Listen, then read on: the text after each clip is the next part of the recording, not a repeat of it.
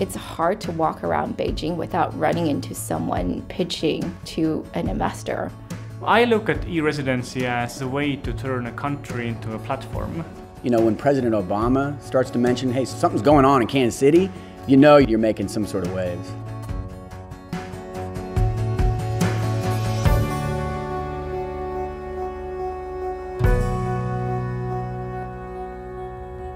So we now have in front of us the possibility of a global sustainable golden age. The financial world already did two very important tasks. It installed the technological revolution and it globalized the economy. But the markets won't do it alone.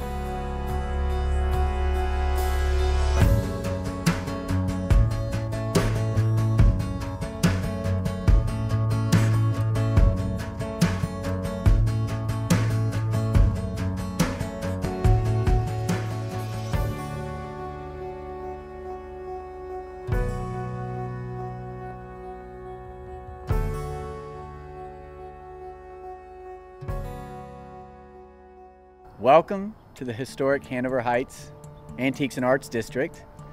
This is actually also now the center point for the Kansas City Startup Village.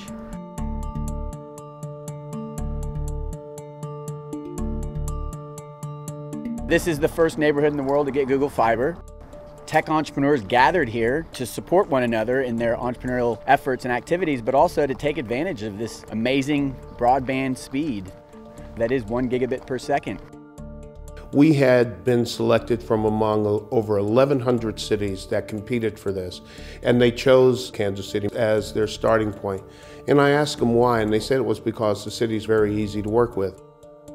You know, we know of, curbs and sidewalks and roads and sewers. And if you look at the opportunity from a city perspective, the way I took a look at it was, this is kind of the essential infrastructure to grow a city in the future. The goal that I have is that we become the most evolved technological digital city in the country, using smart and connected cities, our open data portals, our accelerators and incubators for startup businesses. Cities that are able to spur that kind of environment and really take time to understand how you can connect education to opportunity around business and job creation, I think those are the cities that are going to really be successful for the future.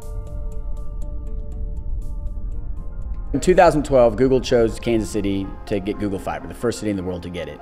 And it was a purely residential play. And all of a sudden, in a small part of Kansas City, entrepreneurs started to gather together to take advantage of this super speedy internet from a business perspective, and innovating and really coming together to collaborate on awesome ideas.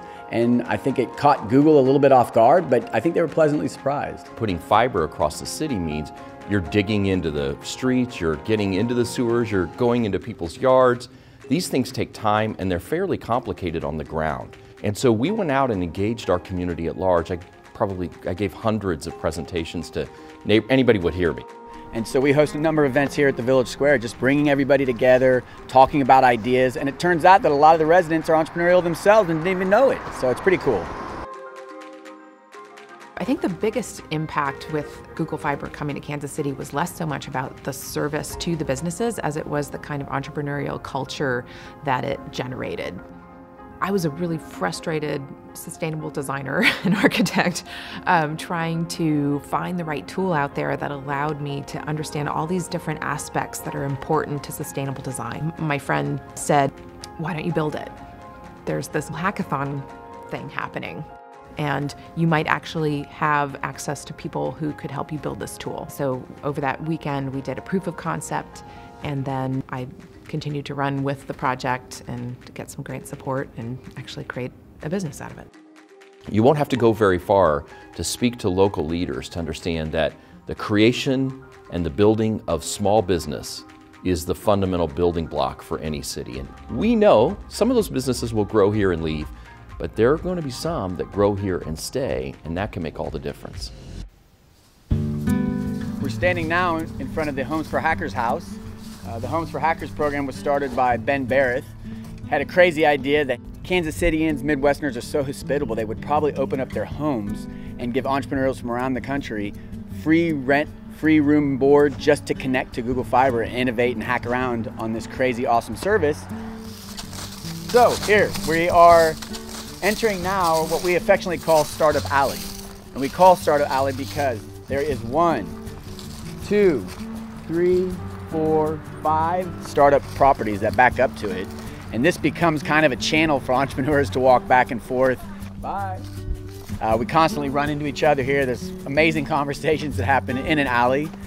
Local government, state government didn't do anything to make the startup village other than work to make sure the infrastructure was there. You know, tax incentives don't matter to a startup in the same way a big business. It's really making it easy to do business. A story that I like to tell is being at a reception for Code for America, and 4 kids walk in, and I started a conversation with them, and they had literally gotten off the highway just minutes before from Boston to come start their business in Startup Village, and they're still here. What's really interesting about the Google Fiber culture and the kinds of apps that have been developed out of it, like Planet Impact, is then how that intersects with IoT and smart city technology, and how we can start to really think about the intelligence of that data that is now being collected. If we can bank on our phone, if we can interact and do business on our phone, on a mobile device, the expectation that we ought to have access to our government in the same way will become second nature. Everything will be apps. Everything that you do, any access that you have to information or services will be done through apps. It is an app society, and that's where it's going to continue to go, I think.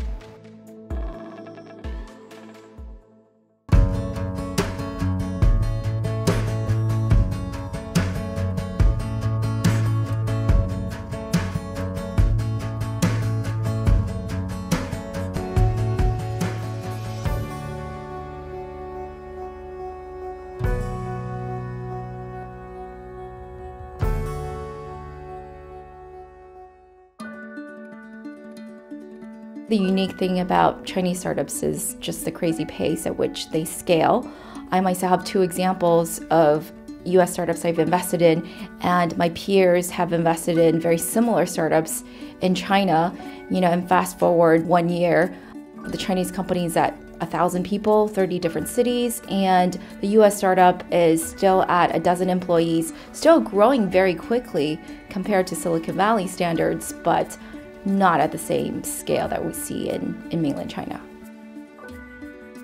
Right now they're edging up on about 700 million total internet users in China, but there are over 600 million people who use mobile devices to connect to the internet. For many people, their first and only experience with the internet is going to be on a smartphone.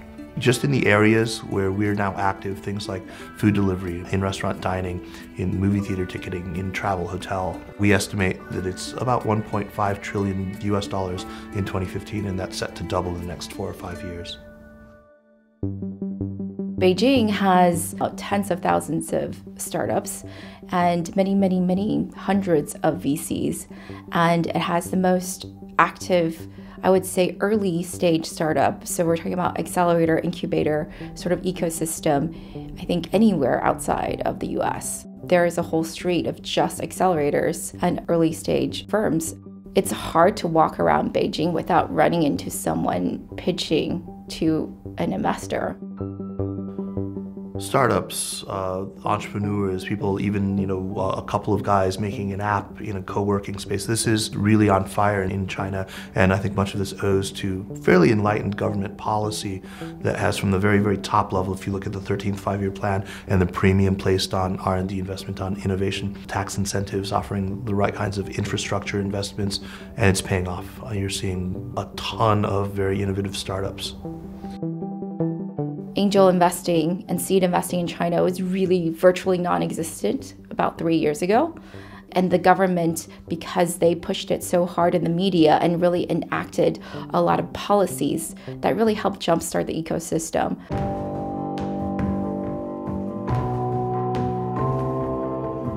And now the government wants to copy this success to more cities to help more local economy to grow together with the startup wave. 2 years ago, our users and customers are mainly from big cities like Beijing, Shanghai, and Guangzhou. And now we see more and more of users, customers coming from tier 2, tier 3 cities, including Chengdu, including Hangzhou, Xiamen, etc. China, I think everyone knows now, graduates a prodigious number of engineers. Tsinghua University, generally regarded as China's top engineering school, was actually named, with some controversy, the top engineering school in the world.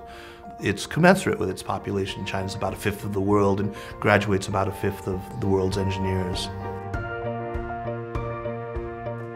I think China is very competitive in the app economy. We see the flattening of the world as a huge opportunity, and because China has both such a huge production base as well as a huge consumption base, we see cross-border opportunities as just very crucial to our strategy. It does seem that many of the Western apps have figured out monetization a little bit better, but in terms of retention, growth strategies, many times also design innovations and feature innovations, Chinese apps are doing very well, and I actually see a lot of US apps now reverse copying China. The biggest example is WeChat's. More and more China companies, they are doing global business. Actually, the number one company in terms of new downloads is Cheetah Mobile. It's not very famous, but as they are doing a global business, they are acquiring users from all the countries in the world. The main thing really that kept Chinese apps from going overseas before was not figuring out very simple distribution issues. So Chinese apps weren't properly localizing basic things like their name, search keywords in app stores. And now I believe there are very well understood strategies about this. So we're going to see a lot more competition from Chinese apps in global markets. There are a lot of pieces that need to be in place for a really, a Silicon Valley-like ecosystem. And in cities like Shenzhen and especially Beijing, those are really starting to fall in place. And maybe the crucial piece is culture. Having now role models who have failed, for whom failure is by no means a stigma. Being able to tell your parents, this is a sensible career path for me to go start up a company with my friends, because they've heard now great numbers of stories of people who've gotten venture funding and gone on to list companies. The Chinese tech scene, culturally, it's valorized here. The spirit of entrepreneurship, the spirit of innovation and creativity is alive and well in China.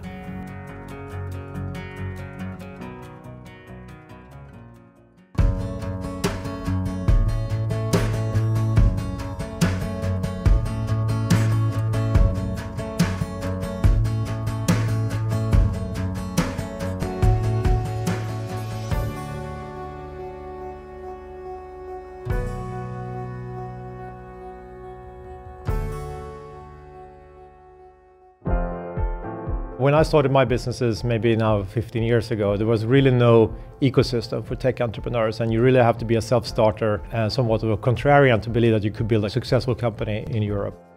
Now, what has happened over the last several years in the Nordic region is that we have had a few great success stories, companies like Skype, Spotify, King, Klarna, etc. So now you have a lot of people who have worked in these companies, and they've really learned how these startups are working and how they are scaling up. So that is now creating a talent pool for other startups to recruit from. You can build very big companies from the privacy of your basement with your buddies and dream a bigger and bigger dream. And the truth is, nobody knows and nobody cares where you're actually based. Supercell, coming out of Finland. King Entertainment, another gaming company from Sweden. Skype or MySQL, or a company like Adyen, which came out of Holland. Funding Circle from the UK. These are all companies that, when they reach their ultimate dominance in the markets, most of their users will have no idea where they really came from. And from my perspective, that's a good thing, and we're very proud of them for that. 2/3 of these billion-dollar companies are coming from outside of Silicon Valley. Here in Europe, we've had now 36 companies after Skype that reached billion-dollar valuation. China and then Europe would be the big places after US. And we are getting to a point where countries are starting to become competitive to each other, and countries are becoming competitive in kind of all aspects, whether it is tax, whether it's education. As individuals will much more think about in which country do I want to live in, and in which country do I want to start my company. We have a data exchange layer. Basically, it's kind of It's the network, the matrix, by which everything is hooked up to each other. It's not a single server, all computers work independently of each other, but allows us to give all kinds of services that in other countries at this point are still unimaginable. We can create any kind of joint services between private sector and public sector, or between different ministries, or if data needs to be moved from one place to another place. Unless you have a secure identity, these services will not work. Digital name is only needed to make yourself unique in digital world. Your physical name is not good enough. I mean, there are many John Smiths. If you approach Estonia with a paper contract, they basically get suspicious because they can't understand why you use this old-fashioned, non-environment friendly method. In the UK, I understand it's sufficient to have a gas bill to identify yourself, to open a bank account, whereas for us that doesn't work. People trust it. The only thing they need is the understanding that whenever they have a question about data integrity or who has looked my data, they know that they can ask for it. And this protects the system. So you basically become your own big brother. I look at e-residency as a way to turn a country into a platform. E-residency is a program whereby people outside the country can enjoy a large number of services that are available to residents and citizens of Estonia itself. So you can open a bank account. More importantly, you can sign legally documents that have legal validity throughout the European Union. Opening up a company in Estonia, yes, it takes like 15 to 20 minutes. It takes way more time to figure out the company name. It gives you almost everything except for healthcare, voting rights, and so forth. I really think that the next big disruption will come from the government sector, and it comes from the Nordics, North Europe. Because North Europe has the proper infrastructure, and also they have the right values, what are needed for information society. So we see now, several sectors which are underpenetrated. Sectors such as healthcare, education, still finance is underpenetrated. So we will see a lot of disruption happening in those sectors. The truth is, who knows what skills will be required in the world 5 or 10 years from now when these kids will be graduating. There are more and more opportunities for the governments to build bigger economy outside of their own borders, because there won't be any borders in future. Can you keep your country up and running? Can you run your country basically from the cloud? We elect over the internet, so we don't have to be physically in one place to elect our parliament. Our parliament doesn't need to be in one place to operate. And if everything is location independent, who needs location?